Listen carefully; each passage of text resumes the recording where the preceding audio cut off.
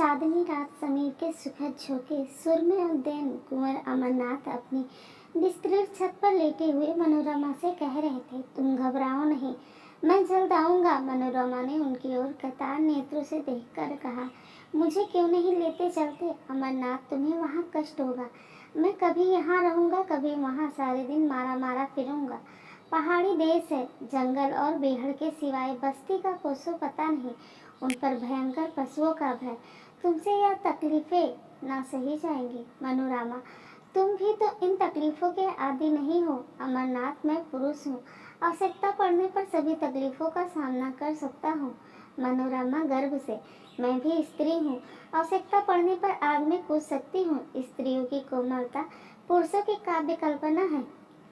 उनमें शारीरिक सामर्थ्य चाहे ना हो, पर उनमें यह धैर्य और साहस है जिस पर काल की दुश्चिंताओं का जरा भी असर नहीं होता।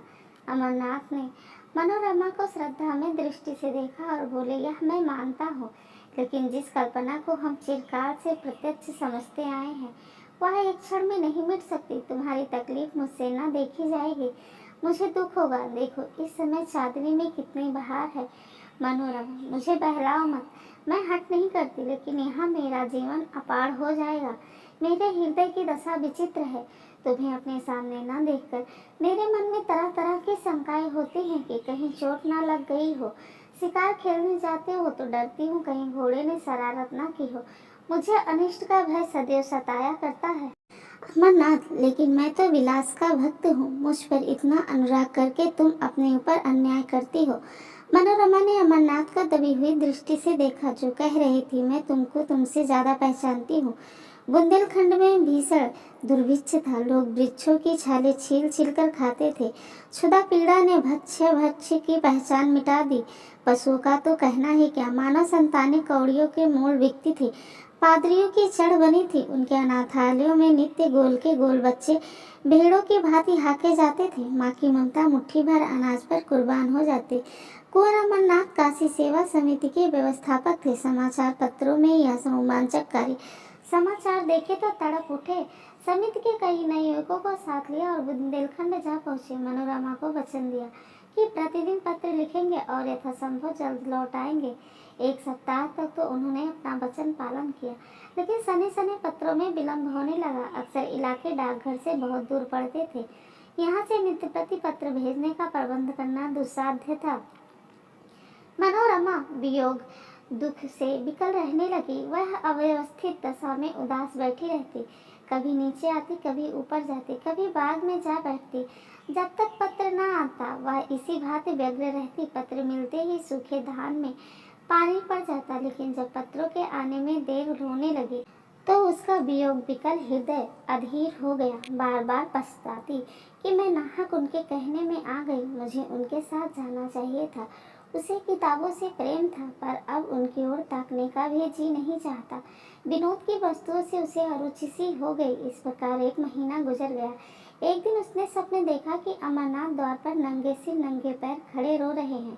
वह घबरा कर उठ बैठी और उग्रावस्था में दौड़ी द्वार तक आई। यहाँ का सन्नाटा देखकर उसे होश आ गया। उसी दम मुनीम को जगाया और कुंवर साहब के नाम तार भेजा, किंतु जवाब न आया। सारा दिन गुजर गया मगर कोई जवाब नहीं।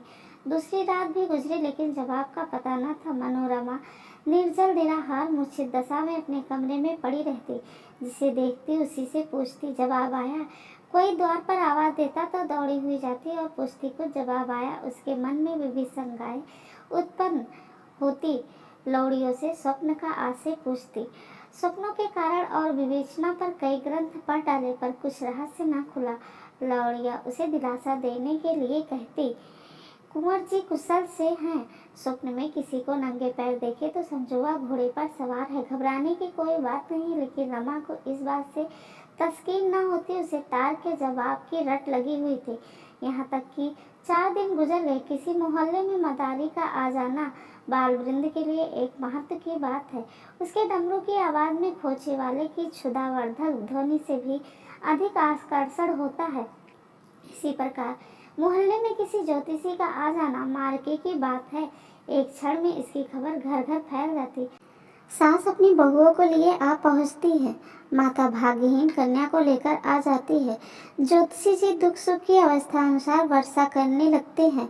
उनकी भविष्यवाणियों में बड़ा गूढ़ रहस्य होता है। उनका भाग्य निर्माण भाग्य रेखाओं से भी जटिल और दुर्ग्रह होता है। संभव है कि वर्तमान शिक्षा विधान ने ज्योतिषी का आदर कुछ कम कर दिया हो, पर ज्योतिषी जी के महात्म्य में जरा कमी नहीं हुई। उनकी बातों पर चाहे किसी को विश्वास न हो, पर सुनना सभी चाहते थे। उनके एक एक शब्दों में आशा और भय को उत्तेजित करने की शक्ति भरी रहती है।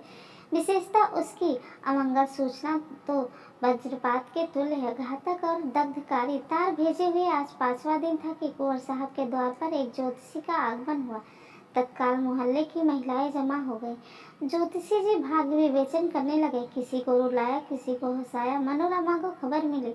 उन्होंने तुरंत अंदर बुलावा भेजा और स्वप्न का आशय पूछा। ज्योतिषी जी ने इधर उधर देखा, पन्ने उल्टी उंगलियों पर कुछ गिना, पर कुछ निश्चय न कर सके कि क्या उत्तर देना चाहिए। बोले, क्या सरकार ने यह स्वप्न देखा है? मनोरमा बोली, नहीं, मेरी एक सखी ने देखा है। मैं कहती हूँ यह अमंगल सूचक है, वह कहती है मंगलमय है। आप इसकी क्या विवेचना करते हैं? ज्योतिषी जी फिर बगले झाँकने लगे। उन्हें अमरनाथ की यात्रा का हाल ना मालूम था और न इतनी मोहलत ही मिली थी कि यहाँ आने के पूर्व वह अवस्था ज्ञान प्राप्त कर लेते जो अनुमान के साथ मिलकर जनता में ज्योतिष के नाम से प्रसिद्ध है। जो प्रश्न पूछा था उसका भी कुछ सूत्र सूचक उत्तर न मिला। निराश होकर मनोरमा के समर्थन करने ही में अपना कल्याण देखा। बोले, सरकार जो कहती है वही सत्य है, यह स्वप्न अमंगल सूचक है। मनोरमा खड़ी सितार के तार की भांति थर-थर कांपने लगी। ज्योतिषी जी ने उस अमंगल का उद्घाटन करते हुए कहा, उनके पति पर कोई महान संकट आने वाला है। उनका घर नाश हो जाएगा, वह देश विदेश मारे मारे फिरेंगे। मनोरमा ने दीवार का सहारा लेकर कहा, भगवान मेरी रक्षा करो, और मूर्छित होकर जमीन पर गिर पड़ी। ज्योतिषी जी अब चेते, समझ गए कि बड़ा धोखा खाया और शासन देने लगे। आप कुछ चिंता न करें, मैं उस संकट का निवारण कर सकता हूँ। मुझे एक बकरा, कुछ लौंग और कच्चा धागा मंगा दे। जब कुंवर जी के यहाँ से कुशल समाचार आ जाए तो जो दक्षिणा चाहे दे दे। काम कठिन है पर भगवान की दया से असाध्य नहीं है। सरकार देखे, मुझे बड़े बड़े हकीमों ने सर्टिफिकेट दिए हैं। अभी डिप्टी साहब की कन्या बीमार थी, डॉक्टरों ने जवाब दे दिया था, मैंने यंत्र दिया, बैठे बैठे आंखें खुल गई। कल की बात है, सेठ चंदूलाल के यहाँ से रोकड़ की एक थैली उठ गई थी, कुछ पता ना चलता था। मैंने सगुन बिचारा और बात की बात में चोर पकड़ लिया। उनके मुनीम का काम था, थैली जो कि त्यों निकल आई। ज्योतिषी जी तो अपनी सिद्धियों की सराहना कर रहे थे और मनोरमा अचेत पड़ी हुई थी। अकस्मात वह उठ बैठी, मुनीम को बुलाकर कहा, यात्रा की तैयारी करो, मैं शाम की गाड़ी से बुंदेलखंड जाऊंगी। मनोरमा ने स्टेशन पर आकर अमरनाथ को तार दिया, मैं आ रही हूँ। उनके अंतिम पत्र से ज्ञात हुआ था कि वह कबरई में हैं। कबरई का टिकट लिया, लेकिन कई दिनों से जागरण कर रही थी। गाड़ी पर बैठते ही नींद आ गई और नींद आते ही अनिष्ट शंका ने एक भीषण स्वप्न का रूप धारण कर लिया। उसने देखा सामने एक अगम सागर है, उसमें एक टूटी हुई नौका हलगोरे खाती बहती चली जाती है। उस पर न कोई मल्लाह है, न पाल, न डंडे। तरंगे उसे काफी ऊपर ले जाती हैं, कभी नीचे। सहसा उस पर एक मनुष्य दृष्टिगोचर हुआ। यह अमरनाथ थे, नंगे सिर नंगे पैर, आंखों से आंसू बहाते हुए। मनोरमा थर-थर कांप रही थी, जान पड़ता था नौका अब डूबी और अब डूबी। उसने जोर से चीख मारी और जाग पड़ी। शरीर पसीने से तर था, छाती धड़क रही थी। वह तुरंत उठ बैठी, हाथ मुंह धोया और इसका इरादा किया, अब ना सोऊंगी। हाँ, कितना भयावह दृश्य था। परम पिता, अब तुम्हारा ही भरोसा है, उनकी रक्षा करो। उसने खिड़की से सिर निकाल कर देखा, आकाश पर तारागण दौड़ रहे थे। घड़ी देखी, 12 बजे थे। उसको आश्चर्य हुआ, मैं इतनी देर तक सोई, अभी तो एक झपकी भी पूरी ना होने पाई। उसने एक पुस्तक उठा ली और विचारों को एकाग्र कर पढ़ने लगी। इतने में प्रयाग आ गया, गाड़ी बदली। उसने फिर किताब खोली और उच्च स्वर से पढ़ने लगी, लेकिन कई दिनों की जागी आंखें इच्छा के अधीन नहीं होती। बैठे बैठे झपकियां लेने लगी, आंखें बंद हो गई और एक दूसरा दृश्य सामने उपस्थित हो गया। उसने देखा आकाश से मिला हुआ एक पर्वत शिखर है, उसके ऊपर के वृक्ष छोटे छोटे पौधों के सदृश दिखाई देते हैं। श्याम वर्ण घटाएं छाई हुई हैं, बिजली इतनी जोर से कड़कती है कि कान के पर्दे फटे जाते हैं। कभी यहाँ गिरती है, कभी वहाँ। शिखर पर एक मनुष्य नंगे सिर बैठा हुआ है, उसकी आंखों का अश्रु प्रवाह साफ दिख रहा है। मनोरमा दहल उठी। यह अमरनाथ थे। वह पर्वत शिखर से उतरना चाहते थे, लेकिन मार्ग न मिलता था। भय से उनका मुख वर्ण शून्य हो रहा था। अकस्मात एक बार बिजली का भयंकर नाद सुनाई दिया। एक ज्वाला सी दिखाई दी और अमरनाथ अदृश्य हो गए। मना और रमा ने फिर चीख मारी और जाग पड़ी। उसका हृदय वासु उछल रहा था, मस्तिष्क चक्कर खाता था। जागते ही उसकी आंखों में जल प्रवाह होने लगा। वह उठ खड़ी हुई और कर जोड़कर ईश्वर से विनय करने लगी। ईश्वर, मुझे ऐसे बुरे बुरे स्वप्न दिखाई दे रहे हैं, ना जाने उन पर क्या बीत रही है। तुम दीनों के बंधु हो, मुझ पर दया करो। मुझे धन और संपत्ति की इच्छा नहीं है। मैं झोपड़ी में खुश रहूंगी। मैं केवल उनकी शुभकामना रखती हूँ। मेरी इतनी प्रार्थना स्वीकार करो। वह फिर अपनी जगह पर बैठ गई। अरुणोदय की मनोरम छटा और शीतल सुखद समीर ने उसे आकर्षित कर लिया। उसे संतोष हुआ, किसी तरह रात कट गई। अब तो नींद न आएगी। पर्वतों से मनोहर दृश्य दिखाई देने लगे। कहीं पहाड़ियों पर भेड़ों के गल्ले, कहीं पहाड़ियों के दामन में मृगों के झुंड, कहीं कमल के फूलों से लहराते सागर। मनोरमा एक अर्ध स्मृति की दशा में इन दृश्यों को देखती रही, लेकिन फिर ना जाने कब उसकी अभागी आंखें छपक गई।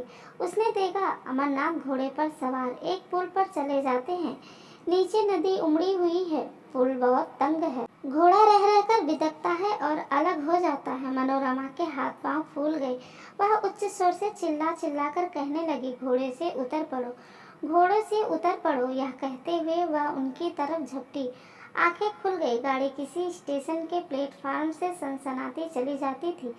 अमरनाथ नंगे सिर नंगे पैर प्लेटफार्म पर खड़े थे। मनोरमा की आंखों में अभी तक वही भयंकर स्वप्न समाया हुआ था। कुंवर को देखकर उसे भय हुआ कि वह घोड़े से गिर पड़े और नीचे नदी में फिसलना चाहते हैं। उसने तुरंत उन्हें पकड़ने के लिए हाथ फैलाया और जब उन्हें पा ना सकी तो उसे सुसुप्ता अवस्था में उसने गाड़ी का द्वार खोला और कुंवर साहब की ओर हाथ फैलाए हुए गाड़ी के बाहर निकल आई। तब वह चौकी जान पड़ा। किसी ने उठाकर आकाश से भूमि पर पटक दिया। जोर से एक धक्का लगा और चेतना शून्य हो गई। वह कबराई का स्टेशन था। अमरनाथ तार पाकर स्टेशन पर आए थे, मगर यह डाक थी, वहाँ न ठहरती थी। मनोरमा को हाथ फैलाए गाड़ी से गिरते देखकर वह हाँ हाँ करते हुए लपके, लेकिन कर्मलेख पूरा हो चुका था। मनोरमा प्रेम वेदी पर बलिदान हो चुकी थी। इसके तीसरे दिन वह नंगे सिर नंगे पैर और भग्न हृदय घर पहुँचे। मनोरमा का स्वप्न सच्चा हुआ। उस प्रेम विहीन स्थान में अब कौन रहता। उन्होंने अपनी संपूर्ण संपत्ति काशी सेवा समिति को प्रदान कर दी। अब नंगे सिर नंगे पैर विरक्त दशा में देश विदेश घूमते रहते हैं। ज्योतिषी जी की विवेचना भी चरितार्थ हो गई।